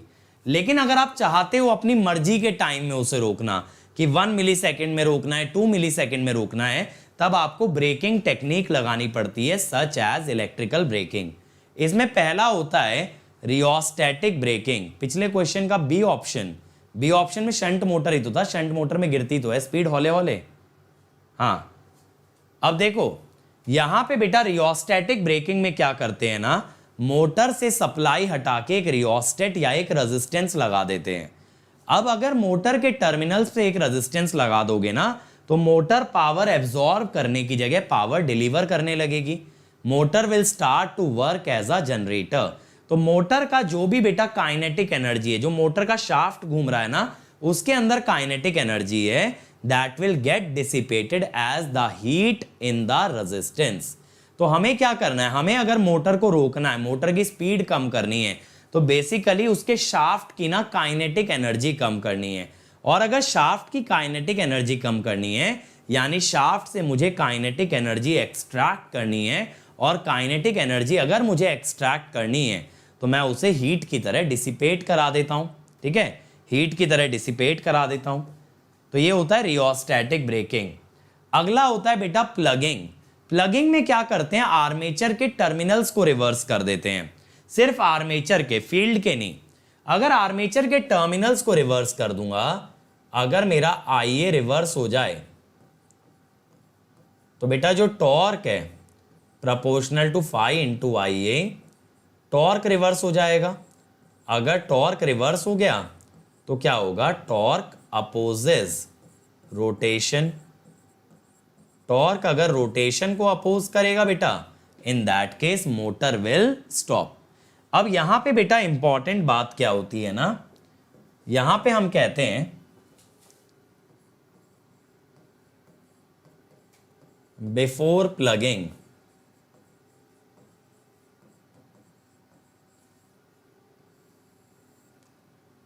ईएमएफ क्या होता है, Vt माइनस IaRa। और यहां पे जो डेवलप टॉर्क होता है ना, वो लोड टॉर्क के बराबर आता है EIa बाय ओमेगा से। लेकिन बेटा आफ्टर प्लगिंग, और आफ्टर प्लगिंग बिना जस्ट आफ्टर प्लगिंग की बात होती है। किसकी बात होती है, जस्ट आफ्टर प्लगिंग। ठीक है, जस्ट आफ्टर प्लगिंग में क्या होता है यहाँ पे, ये जो आई ए न्यू आता है ये होता है V T plus E M F by omega, ठीक है। तो यहाँ पे जो डेवलप टॉर्क होता है ना वो प्लगिंग टॉर्क होता है, ये होता है E M F I A dash sorry not omega, यहाँ पे आता है R A plus R external. ये आर एक्सटर्नल क्यों लगाते हैं भाई, ताकि हम करंट को ना लिमिट कर पाएं, वरना ये करंट बहुत ज़्यादा हाई हो जाएगा। तो ये होता है प्लगिंग टॉर्क। अब हम क्या कहते हैं भाई, ब्रेकिंग टॉर्क जो आएगा, ब्रेकिंग टॉर्क जो आएगा that will be plugging torque plus load torque, ये होता है ब्रेकिंग टॉर्क। विश्वजीत बेटा उस ऑप्शन के अंदर ये था कि अगर शंट को शॉर्ट कर दोगे तो सारा करंट शंट से जाएगा, तो मोटर में कोई करंट जाएगा ही नहीं। अगर मोटर में कोई करंट नहीं जाएगा तो मोटर तो रुक जाएगी। रीजनरेटिव ब्रेकिंग, बेटा रीजनरेटिव ब्रेकिंग में हम लोग क्या करते हैं कि मोटर को एज अ जनरेटर ऑपरेट कराते हैं। यहाँ पे मोटर को एज अ जनरेटर कैसे ऑपरेट कराते हैं कि मोटर के टर्मिनल्स पे से ना सप्लाई हटा के एक लोड लगा देते हैं। यहाँ पे करना क्या पड़ता है हमको, देखो एक सिंपल सी बात होती है, यहाँ पे रिड्यूस वीटी बिलो ईएमएफ, और ये पता है आप कहाँ से कर सकते हो, ये कर सकते हो पावर कन्वर्टर से। एक्चुअली ना टाइप बी चॉपर से हो जाता है ये। अब इससे क्या होगा ना, आईए रिवर्स हो जाएगा। अगर आईए रिवर्स हो गया तो मोटर एक्ट्स एज जनरेटर, और मोटर जब जनरेटर की तरह काम करेगी ना तो it starts to deliver electrical power. अब बेटा ये जो इलेक्ट्रिकल पावर डिलीवर कर रही है, ला कहां से रही है पावर, ये ला रही है एक्चुअली ना मैकेनिकल डोमेन से। तो इसके अंदर जो भी काइनेटिक एनर्जी स्टोर्ड है, जो मैकेनिकल एनर्जी है, वो इलेक्ट्रिकल बन के बाहर आ रही है, ठीक है। अब भाई which of the following is not the method of electrical braking, बताओ इलेक्ट्रिकल ब्रेकिंग का इनमें से कौन सा मेथड नहीं है। ये नॉट पे ध्यान रखना, ये जिंदगियां बदल देता है एक नॉट सवाल के अंदर। बताओ भाई इनमें से कौन सा मेथड इलेक्ट्रिकल ब्रेकिंग का मेथड नहीं है।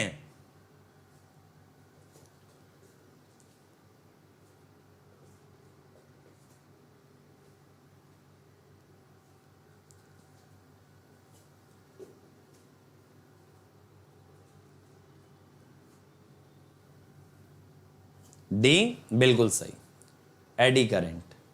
ये इलेक्ट्रिकल ब्रेकिंग का मेथड नहीं है। अगला देखो भाई, which of the following is the plugging method of braking. Plugging में क्या किया जाता है बच्चों, कम ऑन एवरीबॉडी, प्लगिंग में क्या करना पड़ेगा बताओ।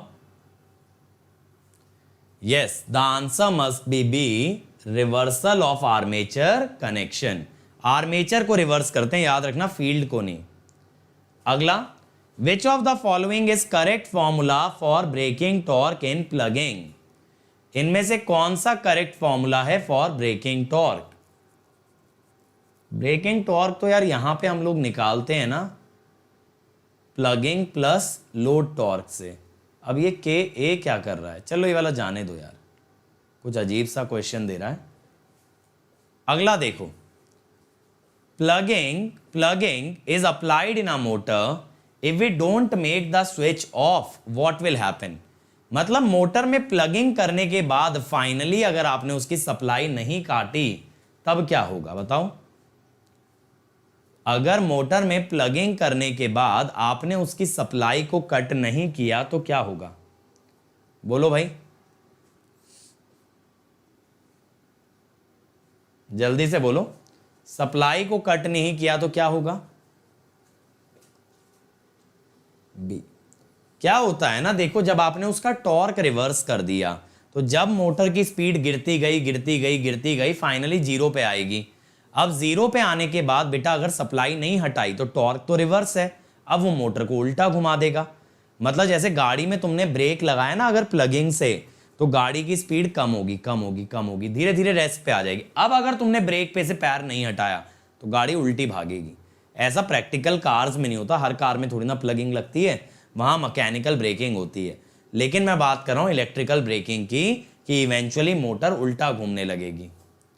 अगला देखो, in dynamic braking when braking is applied system acts as. जब डायनामिक ब्रेकिंग में बेटा ब्रेकिंग करते हो सिस्टम कैसे वर्क करता है, मोटर किसकी तरह काम करती है, जल्दी से बोलो, जल्दी से बताओ मुझे, मोटर किस मशीन की तरह काम करती है? Yes, generator.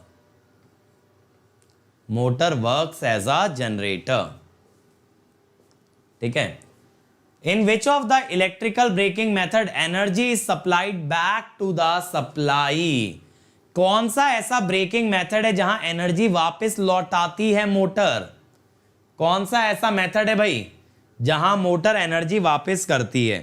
और एक्चुअली तुम्हें पता है ये मेट्रो के अंदर यूज किया जाता है ब्रेकिंग। मेट्रो के अंदर क्यों यूज करते हैं? एनर्जी कंजर्व हो जाती है। मोटर जो भी एनर्जी ले रही है अगर उसका कुछ हिस्सा भी लौटा देगी तो मेरी सेविंग हो जाएगी ना।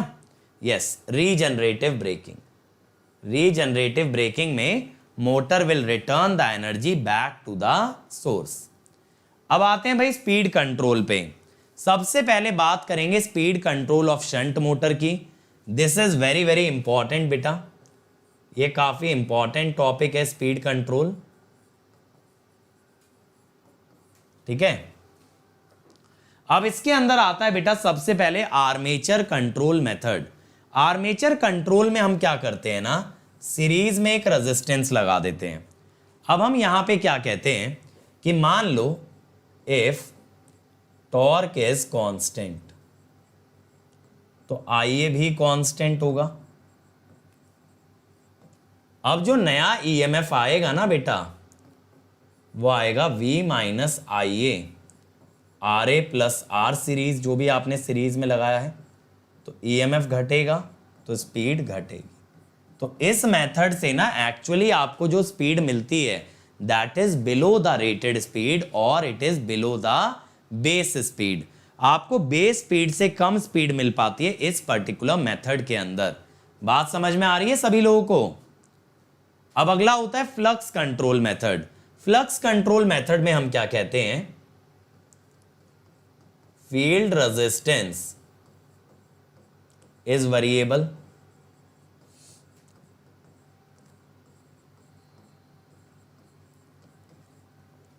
अब यहां पे क्या होता है ना बेटा, जैसे जैसे फील्ड रेजिस्टेंस बढ़ता है तो फील्ड करंट जो होता है ना VT बाय RF ये कम हो जाता है।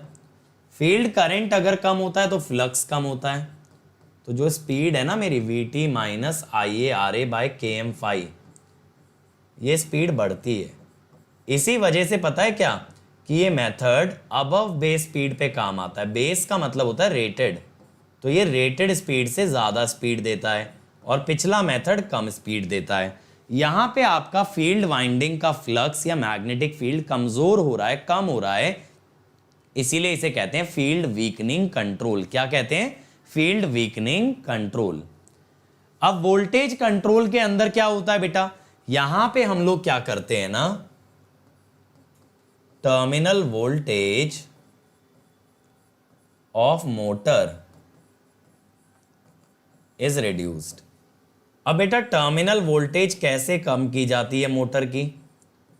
यहां पे करी जाती है come by means of rectifier and chopper, ठीक है। अब बेटा यहां पे क्या होता है ना कि as VT reduces EMF reduces तो स्पीड रिड्यूसेस। तो ये वाला भी जो मेथड है ना ये बिलो बेस स्पीड ही देता है। अब ये वार्ड लियोनार्ड मेथड क्या होता है बेटा, ये एक ऐसा मेथड होता है जो टर्मिनल वोल्टेज भी कंट्रोल करता है और IF भी। तो ये आपको दोनों चीजें दे सकता है, ये आपको बिलो बेस स्पीड भी दे सकता है और अबव बेस स्पीड भी दे सकता है। तो वार्ड लियोनार्ड के अंदर क्या करते हैं, देखो ध्यान से सुनना, एक मोटर को जो सप्लाई देते हैं ना वो एक DC जनरेटर से देते हैं, ठीक है। देखो यहां पे एक मोटर को मैंने सप्लाई दी है एक डीसी जनरेटर से भाई, समझ रहे हो, सप्लाइड ऐसे जा रहा है करंट, ठीक है जी। और ये क्या है, ये मोटर है प्राइम मूवर, ये जनरेटर को चलाने के काम में आ रही है। अब समझना यहां पे क्या होता है, अगर इफ IF जनरेटर डिक्रीजेस, अगर जनरेटर का फील्ड करंट गिराओगे बेटा तो जनरेटर का EMF गिरेगा, तो IA गिरेगा, या फिर ऐसा छोड़ो IA की जगह यहां पे बोलो VT गिरेगा, तो स्पीड ऑफ मोटर रिड्यूसेस। अब एक्चुअली ये कौन सा मेथड हो गया भाई, ये हो गया armature voltage control method. Armature voltage control method. अब इसमें क्या करो, अगर आप मोटर की ही फील्ड वेरी कर लो, अगर आप मोटर का ही फील्ड करंट वेरी कर लो तो फ्लक्स घटेगा, फ्लक्स घटेगा तो स्पीड बढ़ेगी। तो बेटा यहां पे ना आपको क्या फायदा है, both above and below base speed can be obtained.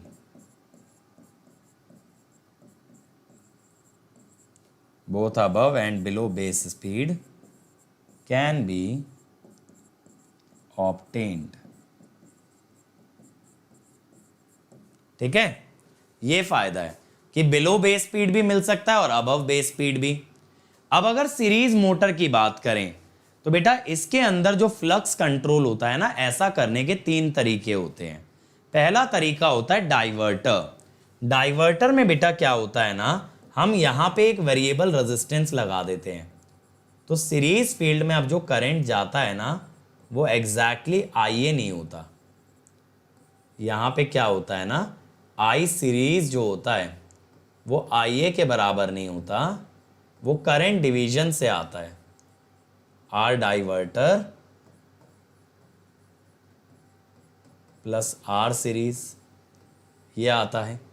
अब यहां पे हम लोग क्या कहते हैं, जैसे मान लो अगर टॉर्क की बात करें, मान लो अगर आप कांस्टेंट टॉर्क की भी बात कर रहे होते तो आप क्या कहते हैं कि torque is proportional to ISC into IA, correct.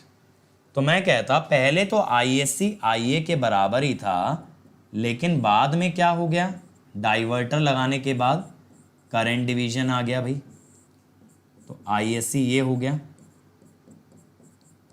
और IA तो IA, तो यहां से ना आप नया आर्मेचर करंट निकाल सकते थे। समझ में आया? तो डाइवर्टर रेजिस्टेंस क्या करता है, फील्ड वाइंडिंग और आर्मेचर के करंट को अलग अलग वैल्यूज पे ले आता है। ठीक है, आर्मेचर डाइवर्टर बेटा, आर्मेचर पे आपने एक डाइवर्टर लगा दिया, अब की बार आप क्या कहेंगे, IA and ISE are not equal, ये दोनों बराबर नहीं है।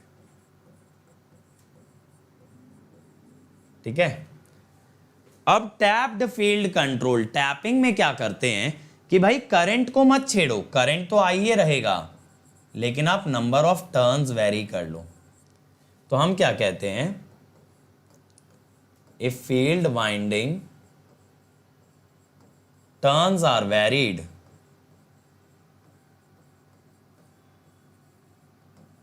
तो जो आपका MMF है ना सीरीज का, NSE इंटू IA, ये वेरी हो जाएगा, तो इससे क्या होगा, phi will vary, flux vary करेगा, आपका फ्लक्स वेरी करेगा। फिर आता है बेटा पैरेललिंग फील्ड कॉइल्स। देखो ये वाला इंपॉर्टेंट है, ये method exam point of view से काफी इंपॉर्टेंट है। अब इसके अंदर बेटा क्या होता है, देखो अगर मान लो 2 पैरेलल पाथ में बांट दिया,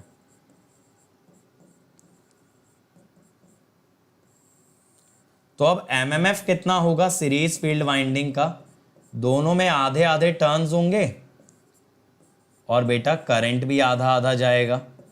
सोच के देखो, दोनों में आधे आधे टर्न्स हैं और करंट भी आपका हाफ हाफ जा रहा है, तो ये हो गया NSE इंटू IA/2, ये आ गया NSE इंटू IA/2। और बेटा अगर ऑल कॉइल्स इन सीरीज होती तब जो MMF आता ना, तब आता NSE इंटू IA। अब बस आप ये ध्यान रखिएगा बेटा कि यहां पे जो टॉर्क होगा, torque will be proportional to MMF of the series winding into IA।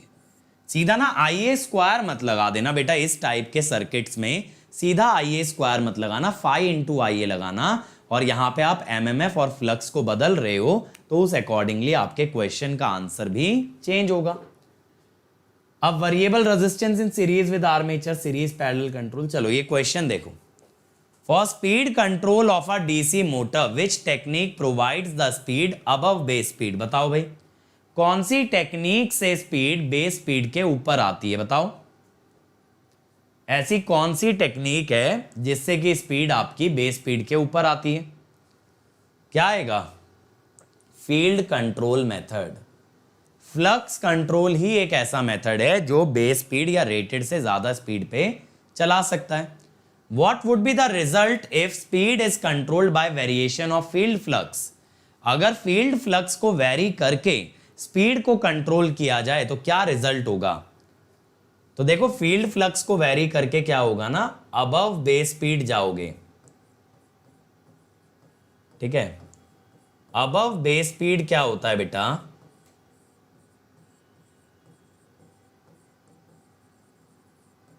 यहां पे कांस्टेंट पावर ड्राइव होती है,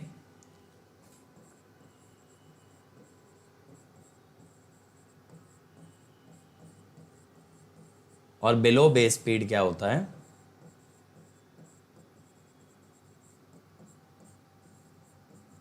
कांस्टेंट टॉर्क ड्राइव होती है।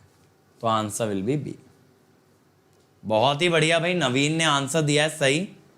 A 200 volt DC machine has RA and full load IA. Determine the induced EMF when the machine acts as a motor. बताओ भाई, VT दे रखा है, RA दे रखा है, IA दे रखा है, EMF बताना है जब मशीन एक मोटर की तरह काम करे। मोहित बेटा चांसेस तो बहुत कम रहते हैं, अभी तक 3-4 ही सवाल आए हैं। एक्चुअली मैं भी तब से पढ़ाने लगा ना जब 2017 में सवाल आ गया।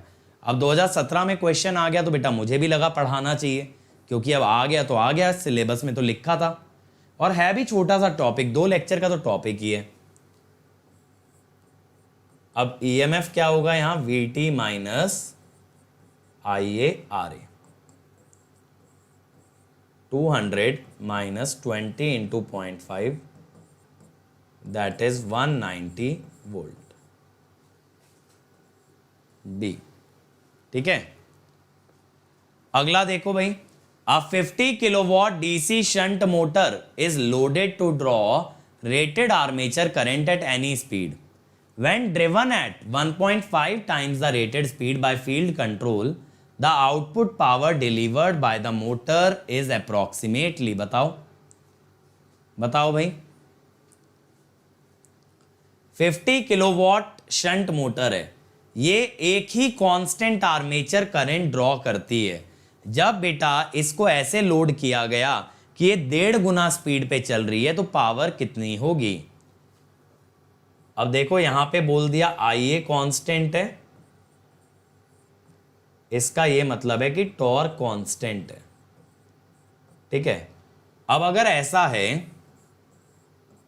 तो power is torque into omega, तो power is proportional to omega. तो बेटा जब स्पीड 1.5 गुना हुई तो पावर भी 1.5 गुना हो गई, 75। Power becomes 75। For which of the following application DC shunt motor is preferred for other motor? बताओ भाई, DC शंट मोटर में ऐसी क्या खासियत है जिसमें कि ये बाकी मोटर्स से आगे निकल जाती है? बोलो जल्दी से, क्या आएगा बताओ? ये आएगा कांस्टेंट स्पीड एप्लीकेशन।